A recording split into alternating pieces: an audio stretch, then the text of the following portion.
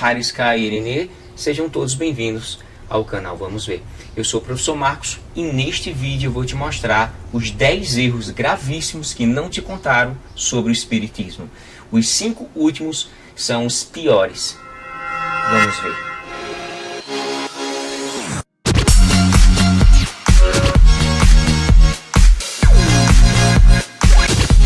Dentre tantos erros gravíssimos, eu separei apenas 10 erros gravíssimos. E todos esses erros são doutrinais. De início é importante destacar aqui que grande parte das pessoas que se veem atraídas pelo Espiritismo são pessoas desinformadas.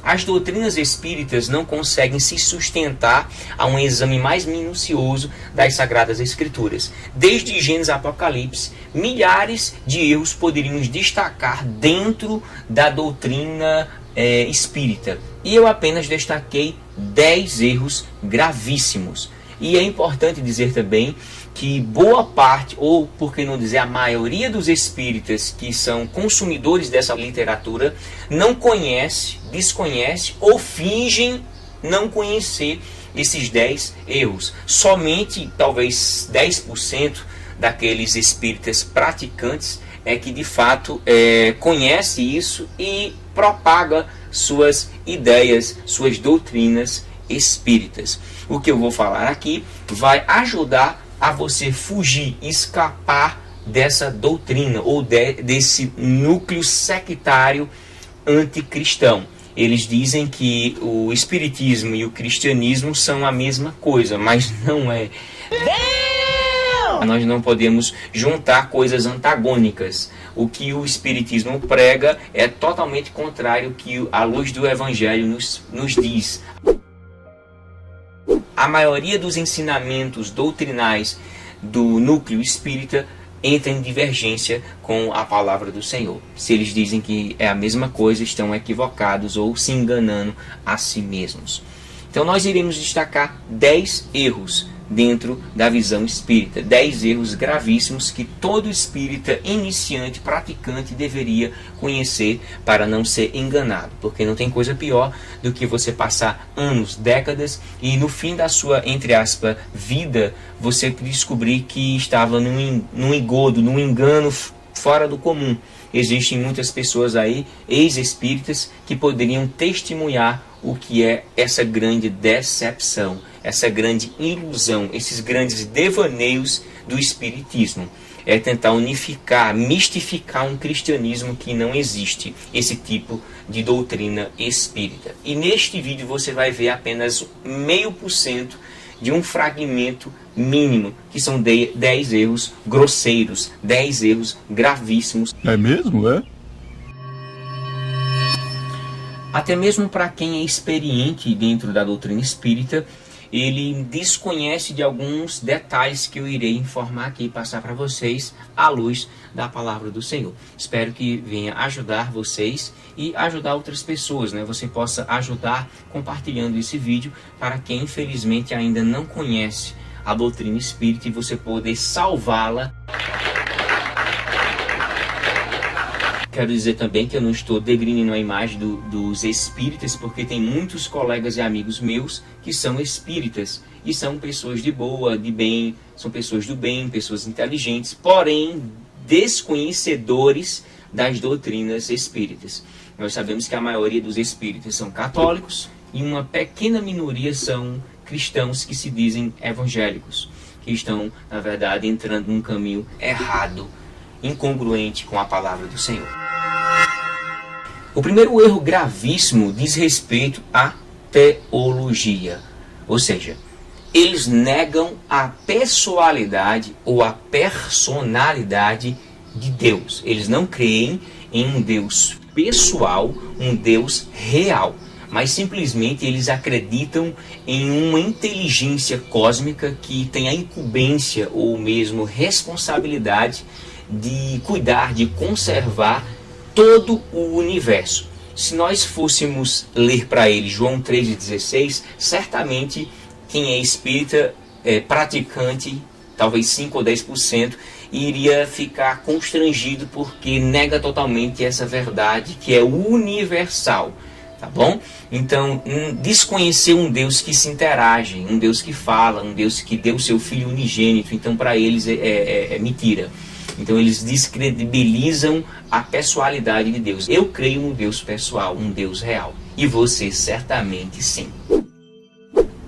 Eles não acreditam em um Deus pessoal, um Deus que se comunica, um Deus que se interage com a humanidade.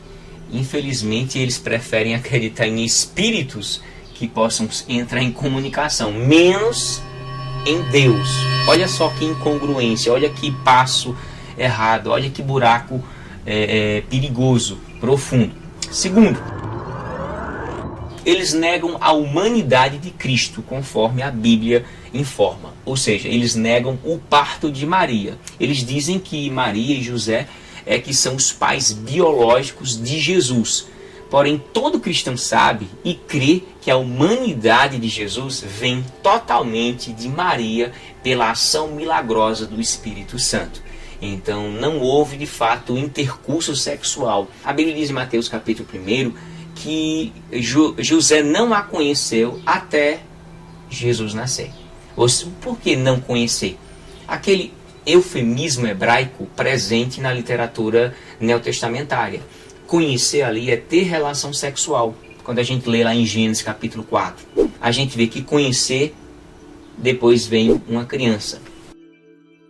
O conhecer nesse contexto é ter relação sexual. Ou seja, José não teve relação sexual com Maria até ela dar à luz a criança. Ou seja, ele só teve relação sexual depois que Jesus nasceu por obra da ação do Espírito Santo. Cremos assim, o cristianismo crê dessa forma e eu não tenho nenhum pingo de dúvidas em relação a isto. Houve uma ação milagrosa do Espírito Santo na vida de Maria, ok? Terceiro erro gravíssimo, eles negam a pessoalidade do Espírito Santo. Eles descredibilizam que o Espírito Santo seja um ser pessoal. Eles dizem, pior ainda, que Moisés foi a primeira revelação de Deus à humanidade e que Cristo foi a segunda e, portanto, o Espiritismo é a terceira e última revelação de Deus trazida aqui à humanidade, o qual eles também denominam de Espírito Santo. Isso, de fato, é o cúmulo do absurdo, é algo, um devaneio fora da realidade, mas eles acreditam assim de forma errônea, uma forma totalmente contrária ao que o Evangelho nos diz. Então, eles dão mais ênfase à revelação final do que à primária ou secundária.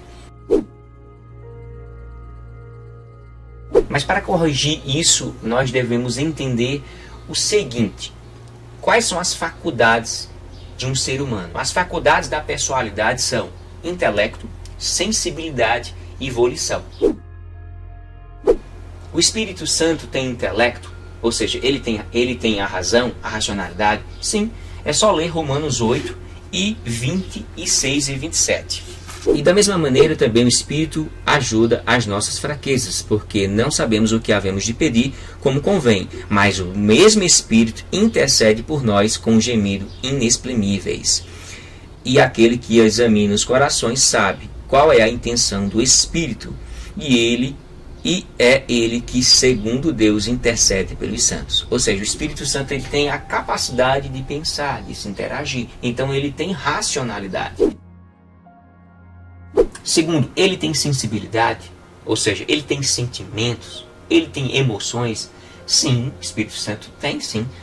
A Bíblia está recheada de exemplos sobre isso. Mas eu vou dar apenas um versículo, Romanos 15 e 30.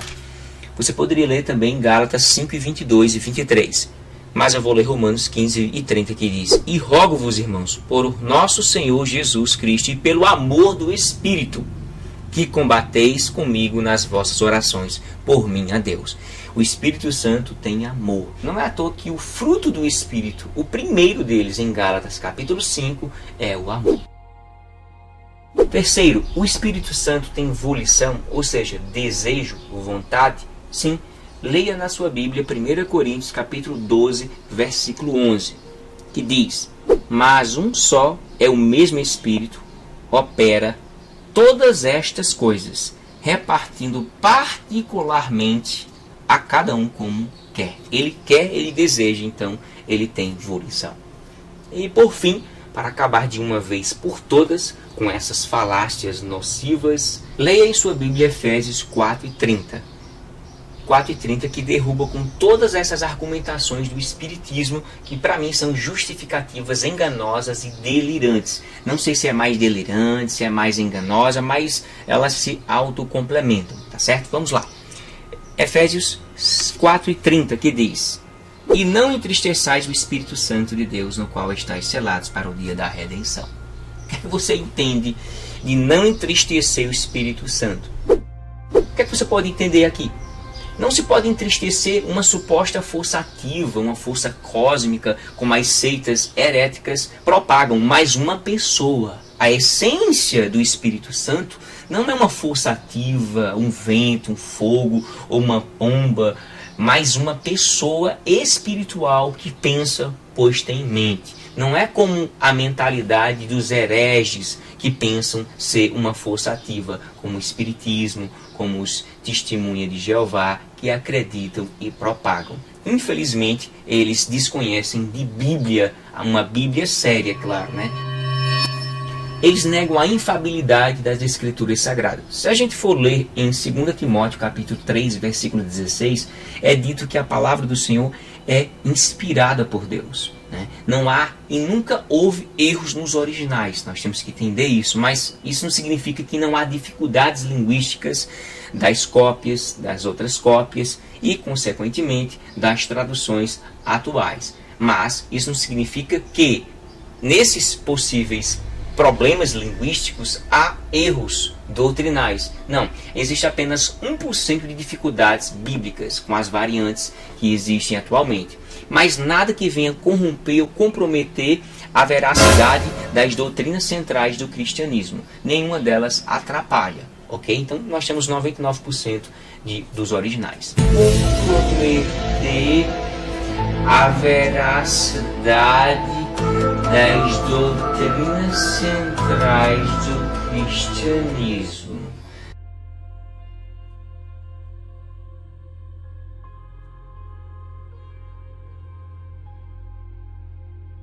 Isso significa dizer que não existe erros de traduções? É claro que não, nós não estamos dizendo isso. As cópias das cópias, elas sucessivamente, até chegar às versões atuais que nós temos e traduções, teve e tem e terá dificuldades gigantes, mas nada que venha comprometer as verdades principais, ou por que não dizer, as doutrinas fundamentais, basilares do cristianismo. Nada que venha prejudicá-la integralmente. Existem variantes que explicam isso, para que haja uma retradução, para que possa se chegar ao texto original. Hoje nós temos uma variedade de manuscritos, milhares de manuscritos, que de fato evidencia uma realidade única, a realidade do autógrafo original. Eles fazem um reflexo, as cópias são isso, é uma extensão. Não teve fulano e ciclano que disse assim, vamos colocar assim. Não, não é assim que funciona. Existem diversas dificuldades linguísticas que quem estuda exegese e hermenêutica sabe muito bem que aqui e acolá houve certas dificuldades de muitos copistas e isso dificultou entender o que é que estava sendo dito ali. Se era isso, se era aquilo, mas nada que venha comprometer integralmente o versículo todo, o capítulo todo, o livro todo, nada fora do comum.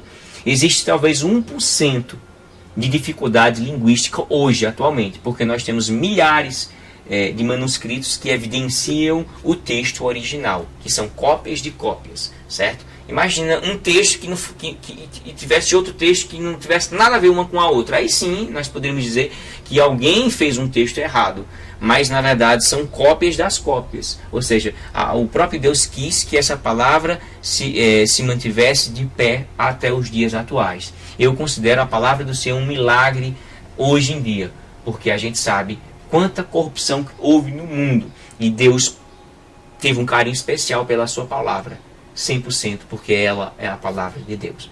a palavra de Deus, inspirada por Deus, nos seus originais, nos seus autógrafos iniciais, não teve erros, não teve nenhuma dificuldade linguística.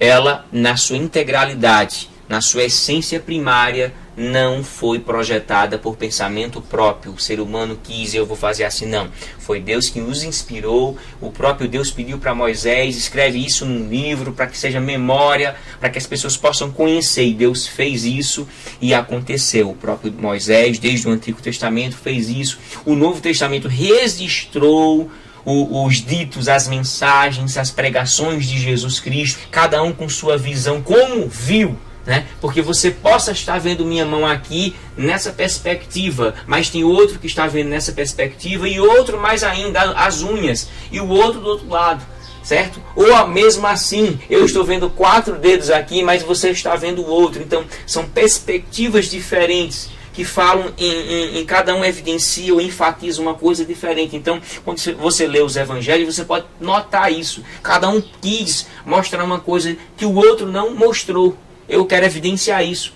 Vê se João fala alguma coisa. É claro que talvez 5 ou 10% fala dos evangelhos, mas 90% é uma teologia única, própria. Dizer assim, eu vou falar nessa perspectiva, nessa linha aqui. Mateus vai para um lado, Lucas vai para o outro, mas eles falam de coisas da mesma pessoa, só que de forma distinta, com cada um de uma forma diferente, porque tem um propósito diferente, são povos diferentes.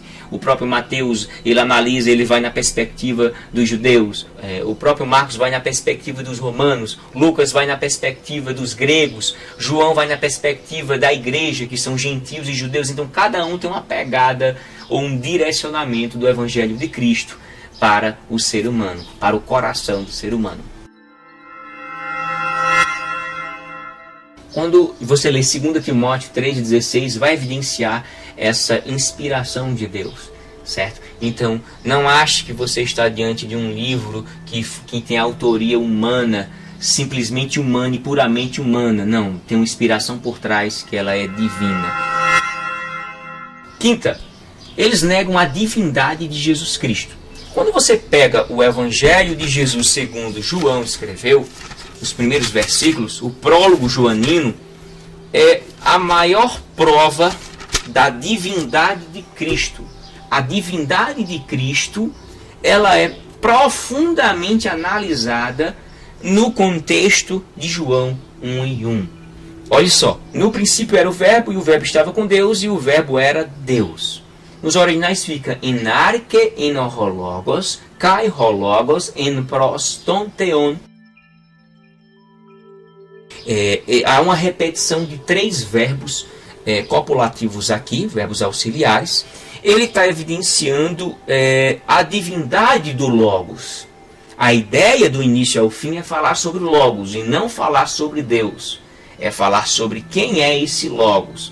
No início ele enfatiza algo, né? Porque em português, quando eu sou professor de língua portuguesa e língua inglesa, aos meus alunos eu costumo dizer o seguinte: em língua portuguesa existe uma sequência SVC, que é sujeito, verbo e complemento. Pode haver às vezes um sujeito deslocado, beleza, mas não é uma regra na língua inglesa, certo? A regra da língua inglesa é seguir essa sequência. Em grego não funciona assim. Ele tem seu sujeito, mas o sujeito não é determinado pela posição. O sujeito é determinado pela declinação. Quando a gente analisa o prólogo joanino aqui, e nós podemos destacar aqui a palavra no princípio, o próprio João está fazendo uma intertextualidade. Ele está falando com outro texto da Torá, que é no Gênesis, né? Bereshit bara Elohim et hashamayim ve'et haaretz. No princípio que o Deus dos céus e a terra. Beleza. Ele estava falando de um princípio que outro princípio já foi falado. Então, o próprio João está dizendo assim: existe um que vai além da Torá. Existe alguém que antecede a criação, porque ele estava na criação. O verbo aqui não diz, o tempo verbal aqui, copulativo, o verbo era, não está dizendo que foi feito. Seria um erro gravíssimo de João se tivesse falado isso. Mas ele diz que era. E esse verbo aqui admite 3 traduções, se o autor aqui, o tradutor, quisesse esboçar. Esse tempo aqui, que está no imperfeito do indicativo, esse verbo copulativo aqui, pode significar era, estava ou existia. Se eu quisesse traduzir, eu poderia dizer assim: no princípio o verbo era, no princípio o verbo estava e no princípio o verbo existia. Ou seja, o verbo existia no princípio, o verbo estava no princípio ou o verbo era no princípio. Foi traduzido literalmente assim em língua portuguesa. Mas quem é o sujeito aí? O verbo. Mas a ênfase é o quê? No princípio, porque o grego, se ele, qualquer palavra que ele colocar no início, ele quer dar ênfase. Então, o que vai determinar o sujeito não é a posição, mas a declinação. E a declinação aqui do hologos, ela é nominativo, está no nominativo. Quando diz, e o verbo estava com Deus. Quem é que estava com Deus? O verbo, ou o logos, ou a palavra, como a King James traduz, a NVI, e outras traduções. E por fim, ele não coloca, por fim, assim, e o verbo era Deus. Ou Deus era o verbo. E o verbo era Deus. Nos originais, quem começa é o Theos, ou Theos, que é Deus. E finaliza com logos, logos. Ele está com um artigo antes, né? Substantivando o logos. Então fica logos. Então esse dois, quem é o sujeito? O sujeito é o que tem o artigo, certo? E quem só tem um artigo aí é só logos. Então fica logos ena theos. Logos en theos. E o verbo era Deus. Aqui foi traduzido, e o verbo era Deus.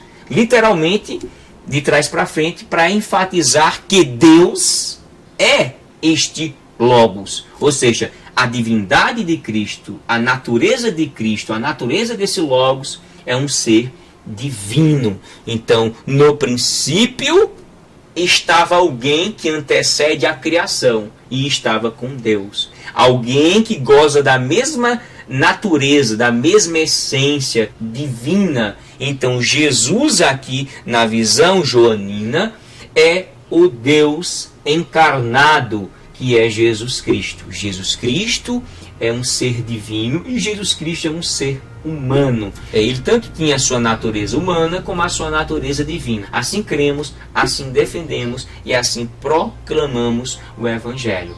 Não cremos num Jesus 100% humano e somente 100% humano. Também não cremos em um Jesus Cristo 100% Deus e só 100% Deus.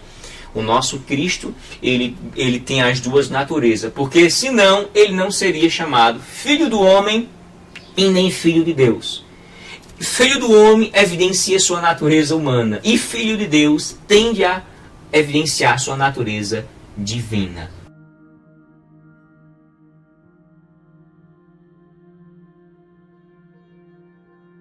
Existem também quem nega a Trindade, que são chamados de cristãos unicistas. Eles aceitam a doutrina da unidade absoluta de Deus.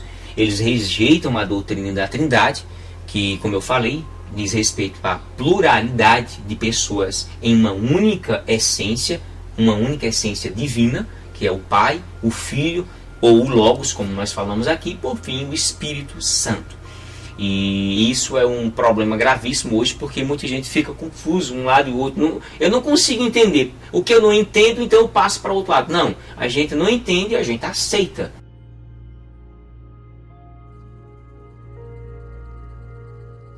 Muitas pessoas, por não entenderem a questão da Trindade, acabam desistindo de crer nela, criando especulações que foi Roma que criou e que não sei o que foi nos concílios. Não entende de história, né, da igreja ou das doutrinas cristãs e acabam apelando para essas informações fora de contexto.